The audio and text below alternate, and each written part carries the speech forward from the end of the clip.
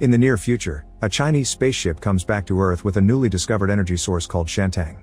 Within just a few years, it replaces traditional energy sources, and cities see unprecedented and super-fast development.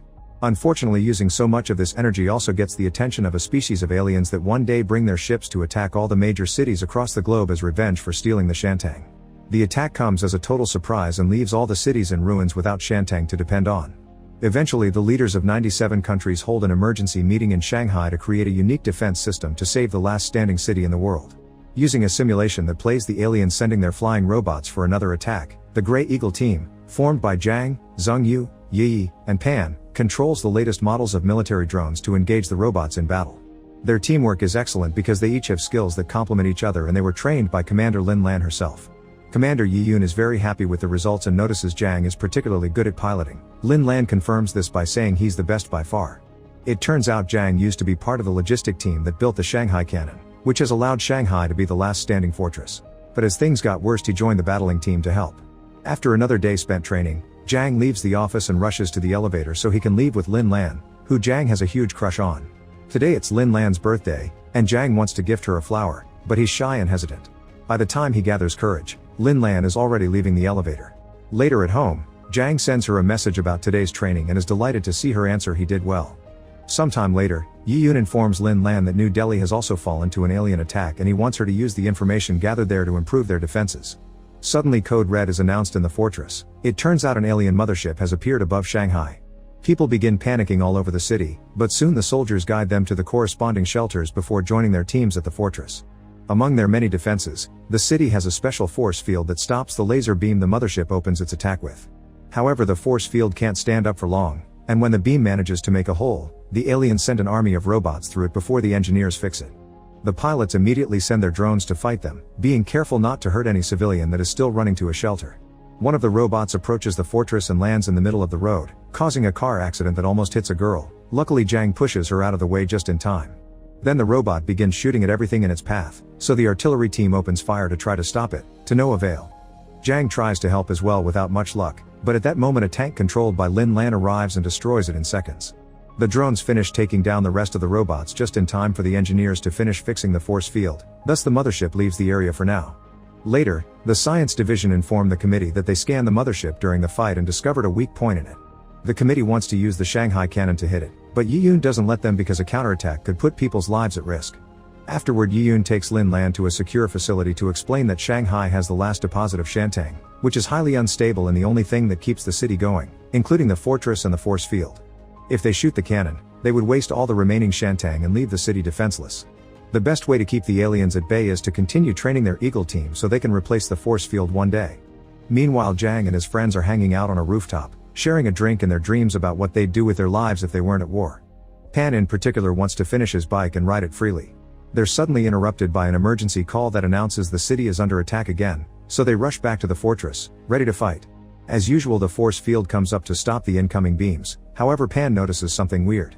While many holes in the shield have been achieved, the enemy robots still don't attack. This makes him realize this is a trap. The aliens are making them repair the field over and over so they'll run out of Shantang and the city will be defenseless. The next time a beam goes through the field, it causes lots of damage inside the fortress, and the robots finally make their way in. The soldiers have no choice but to fight face to face, but mere bullets aren't enough, and many of them die in the process. The Eagles join the battle as backup to help, but they can't do much and prefer to go inside to gain control of the drones. While the Eagles use the drones to begin fixing the force field, the committee goes against Yi Yun's orders and sends a man to activate the cannon. They don't use the full power to avoid losing all their Shantang, but it hits the mothership hard enough. The Eagles also successfully finish repairing the field, so the mothership has no choice but to go away. Nearby, a robot reveals not to be as destroyed as they thought. Later in the evening, the Eagles spend some time with their personal hobbies, and Zhang dares to finally invite Lin Lan on a bike ride. However, this turns out to be a dream, but when Zhang wakes up he discovers there is other good news. The Eagles have been promoted, thanks to their amazing performance last night. Yi decides they need to celebrate their promotion, and the team goes to a club to have fun, but Zhang can't stop thinking about Lin Lan. While he's brooding on the roof, Yi notices his mood and advises him not to be afraid to confess his feelings to Lin Lan because who knows if the aliens will let him do so in the future. Sometime later, the team watches on TV how the man that shot the cannon gets an even better promotion, and during his speech, he makes reference to a loved one. Zhang thinks this is Lin Lan and gets in a very blue mood. Later in the evening, Jiang goes to a noodle restaurant for dinner and is surprised to find Lin Lan there. They discuss the pressure of having to save the world and lament the lives lost in battle. Seeing how tense Lin Lan is, Jiang is finally brave enough to give her the gift as a way to cheer her up.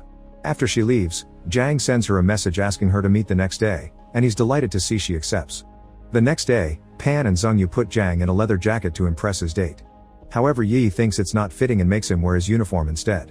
Moments later, Jiang meets with Lin Lan and is disappointed to hear she only wanted to meet to check on the generators.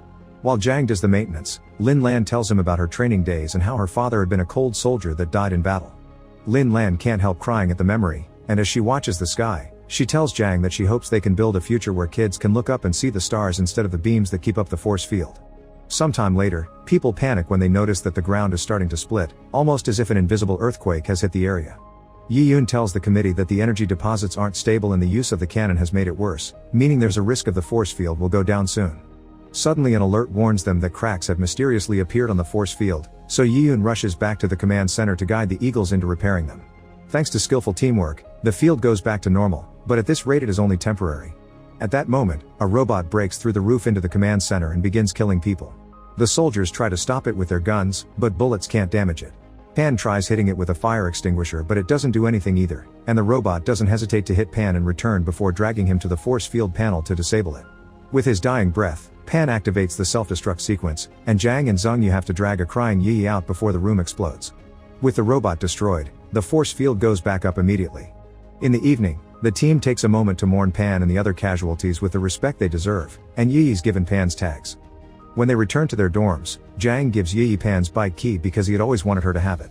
Sometime later, the committee discusses the option of giving up on Shanghai, but Yi Yun refuses and reveals he's made a battle plan for their last chance.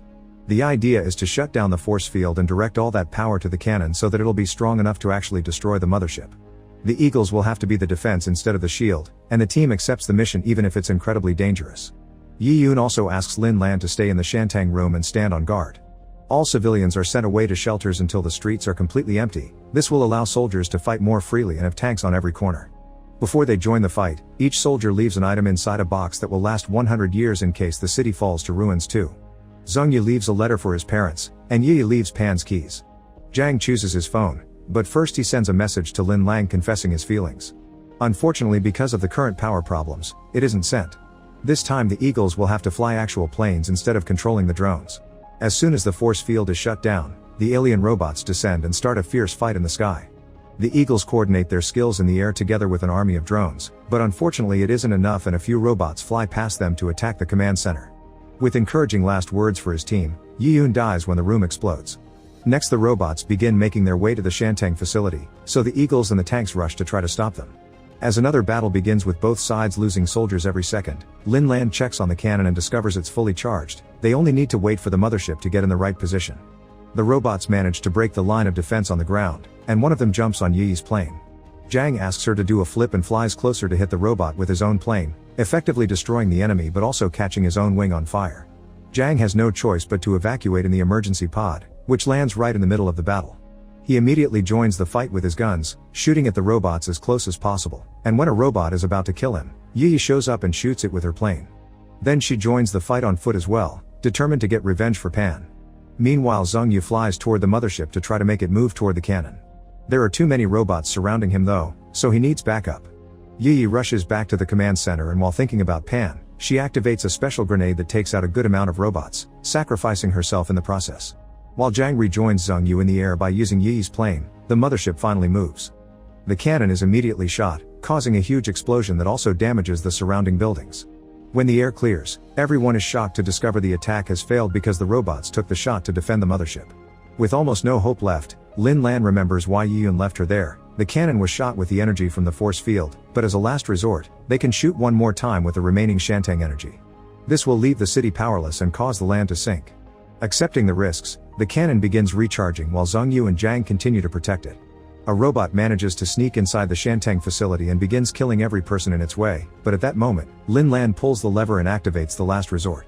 All the buildings and the land begin sinking, bringing down the robot with them, and Lin Lan offers a heartfelt speech before dying that makes Jiang cry. To make matters worse, the soldiers discover that the cannon's guidance system was damaged during the sinking. Jiang tells them to open the infrared guidance device and lock it in his position so he can guide the cannon. and Zhengyu flies ahead to clean the way.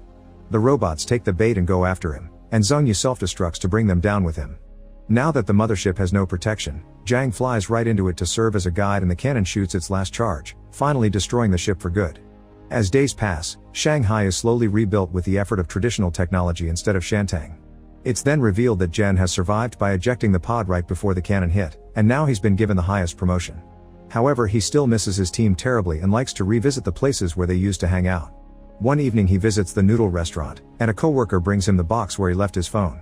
When Zhang checks it, he's discovered that his confession had been sent and Lin Lan only replied received. With tears in his eyes, Zhang sends her one last message, telling her to sleep well. Then a flashback reveals that when Zhang chose to join the army, he had Lin Lan's guidance on how to fill in the form. He fell in love with her that day and that's why he chose the fortress as his destination. Make sure to subscribe and turn on notifications so you can watch more videos like this. Thanks for watching.